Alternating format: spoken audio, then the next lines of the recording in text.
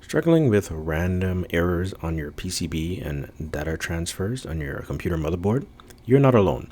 Join me in a deep dive into the mysterious world of PCB stackups and discover how mastering this essential layer arrangement can unlock the full potential of your board. It's all about controlling those pesky electromagnetic fields.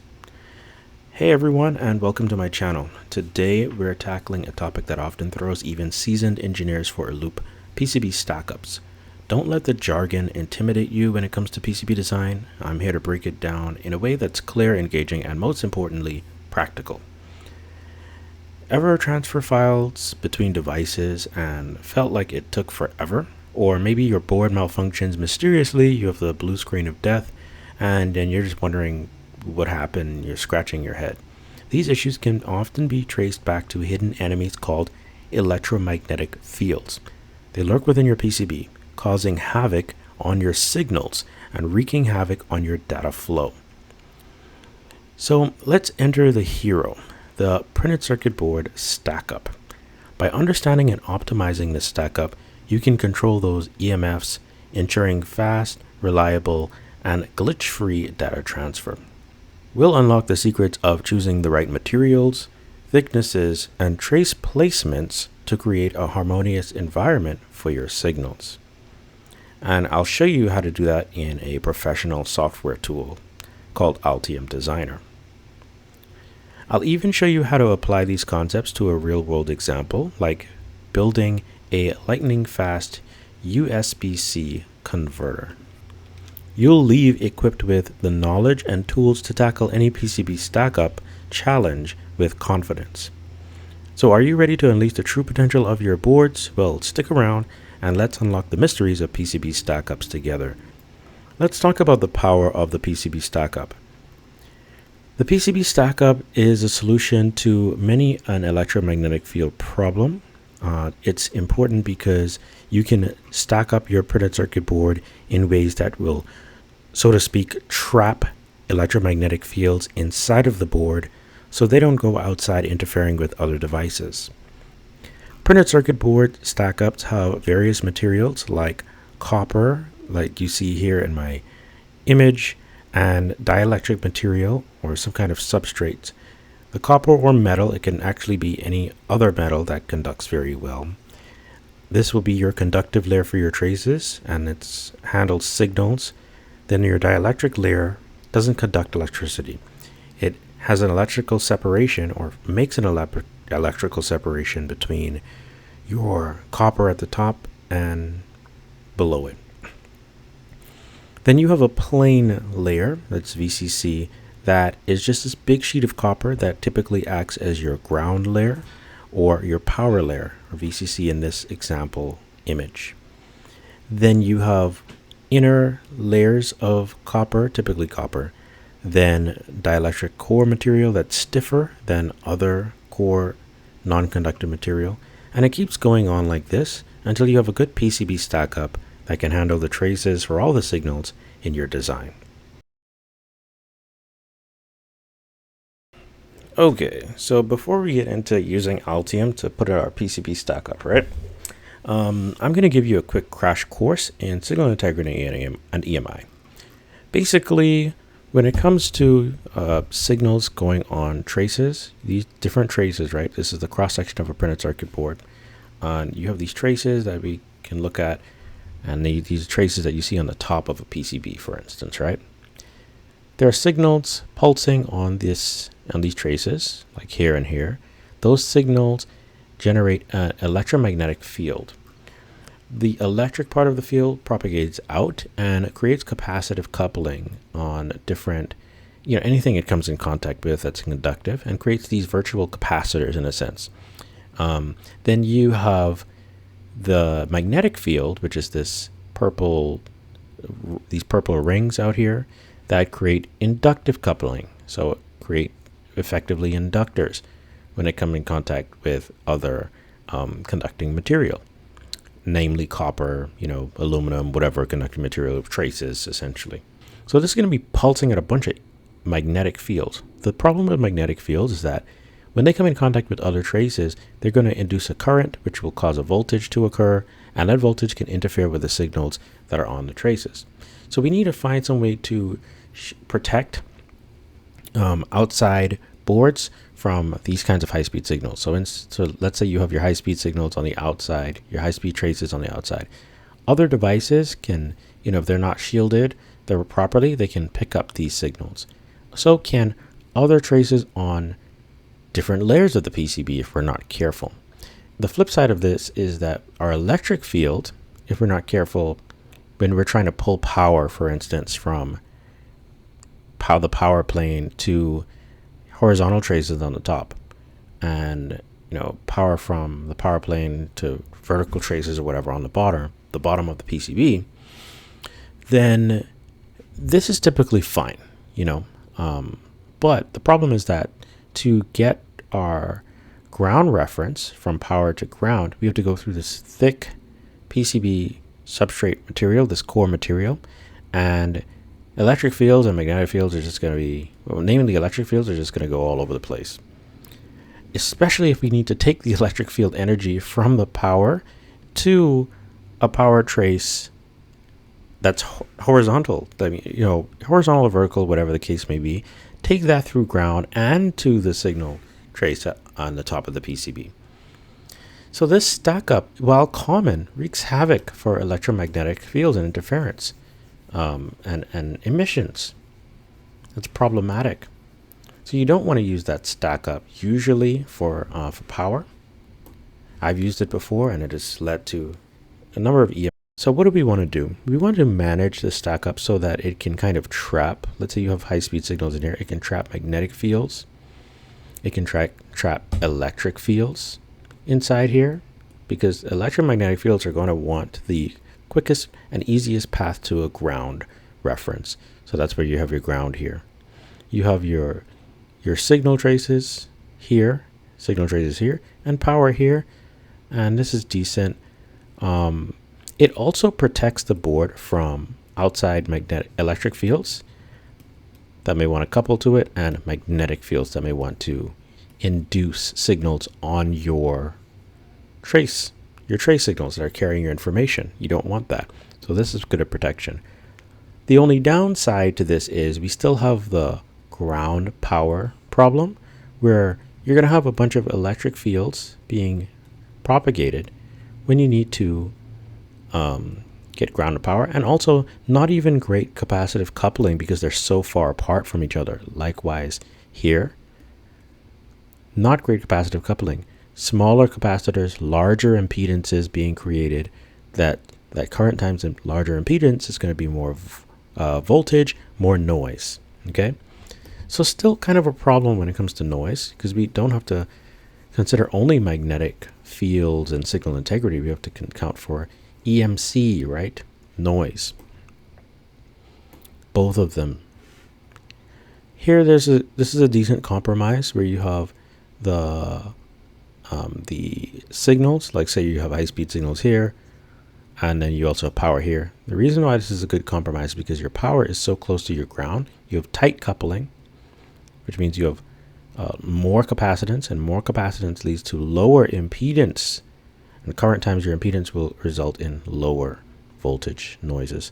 You also get the benefit of dealing with ground bounce better, or mitigating ground bounce, because you have faster access to current energy from power to ground, okay, to deal with changes in power demand.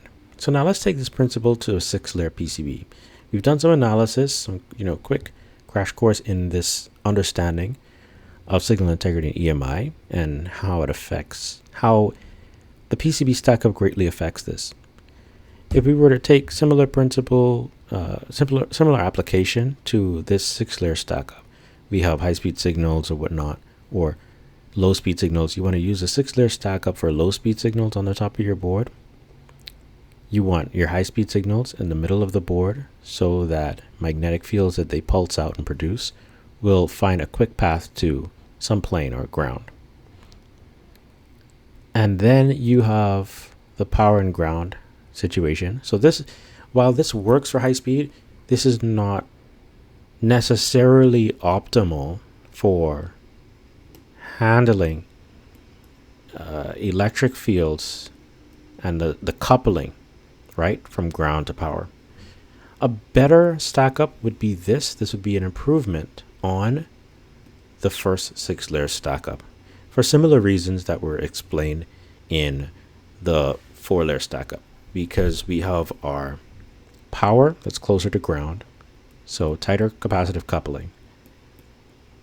We have our high-speed signals typically in the inner layer, producing those magnetic fields that get kind of absorbed by the ground. I should use the word absorb loosely. It's guiding. They're wave guides that guide the fields. The fields propagate ad infinitum, okay, or forever.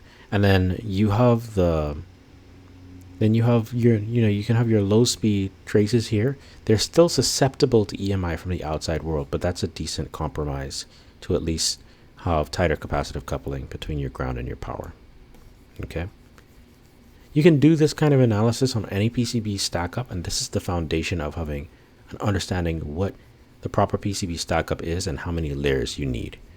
And then you can add more layers to deal with trade-offs like needing more signals for your design. Okay, so let's go ahead and implement this design, the PCB stack up, in Altium Designer. So here I'm going to use Altium Designer to define a new stack up. You would go into your projects panel in Altium Designer. Okay, so I'll add a new board, add new to project to PCB. This new PCB, I will go into Design, Layer Stack Manager, and here we get a default 2 layers. So one layer of copper, another layer of copper, and these are signal layers. Those would be your horizontal and your vertical. We need to fill in a plane layer, another signal layer of copper, and another plane layer of copper. To do that, you can right click on, say, this dielectric material layer, and you can insert a layer below this material. That would be, remember, we want a ground plane layer, so let's go to plane layer. And remember that a plane layer is just, it's simply a flat sheet of copper, no signal traces to be etched out or anything. Now, why did it add a plane layer, a dielectric, another plane layer, and a dielectric? Well, that goes into the properties panel. So the properties panel does is it has this thing check called stack symmetry. So you want this check to make life easier for you, where it will match whatever you do on, the top side of the board, and it'll make an equivalent on the bottom side. So that's convenient. I usually leave that on because your PCBs are almost always going to be even numbers of layers to prevent bending, warping, and actually if you use odd numbers of layers, it's going to cost more. The manufacturer's going to charge you more money because that's harder to create. Okay. In fact, it'll be significantly more. So you may as well go with a double, an even number of layers, copper layers. Okay. So now we have a 4-layer board. Now we want to make this 6-layer. Why? Because our high-speed USB design has super speed plus, so operating at 10 gigabits per second, and that's about 5 gigahertz frequency, roughly, or Nyquist frequency. Okay, so now we have the V here. That we want vertical signal traces and horizontal signal traces. So I'm just going to go click on my dielectric material in the middle of the PCB and then insert layer below. Those will be signal layers. And voila, we have our horizontal top layer traces, ground and whatnot. And then you can name these layers, like, ground 1. And depending on which stack up you want, you can say, oh, that's ground, and then this is power. Or if you chose the second stack up on the right here, signal six layer stack up, what you typically do is give this a ground. Oops. Give this a ground number 1 and ground 2. Then you can name these layers whatever you want, right? Let's say you want this to be known as power R1 and then power R2. Okay.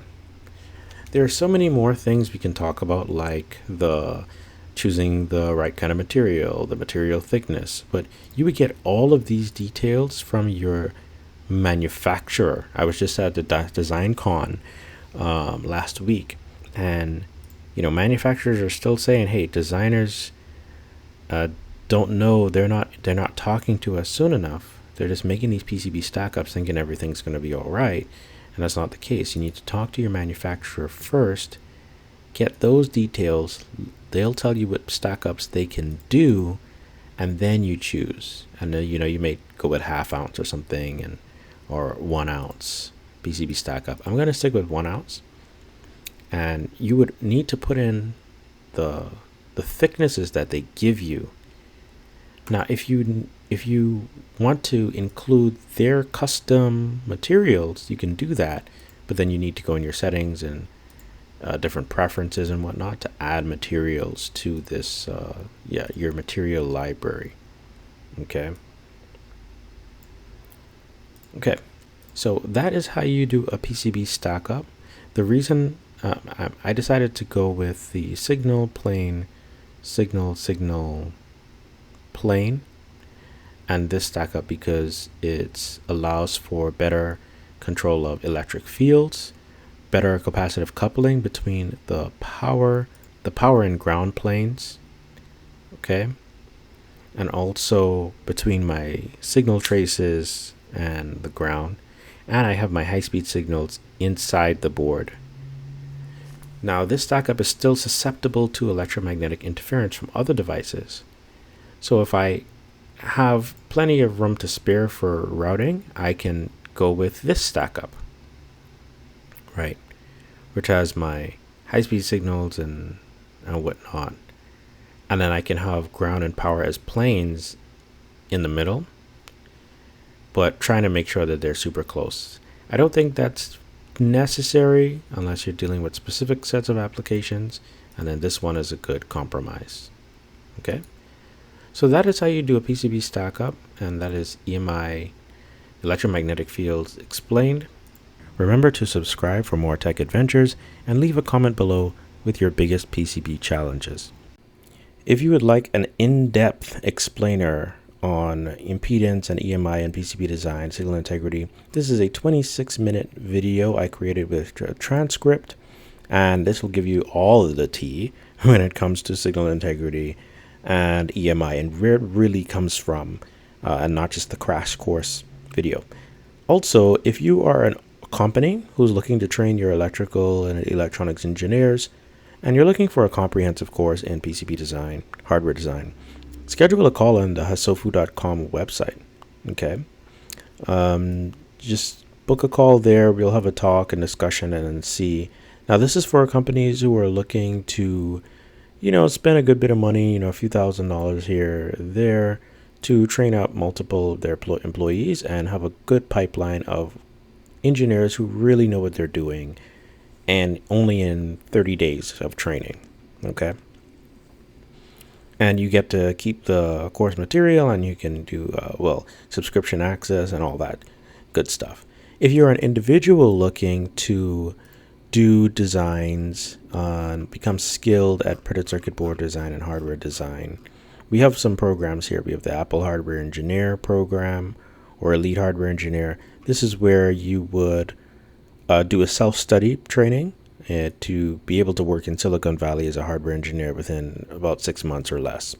Okay, and we give you the full path to success in hardware and PCB design. There's also our premium course or program where there's a lot more hand-holding and everything, and we just give you the full, we give you the moon and everything, and pretty much you have as long as you do the work and the assignments, you are practically guaranteed success in a new PCB design role, or designing your own advanced PCBs and high-speed boards.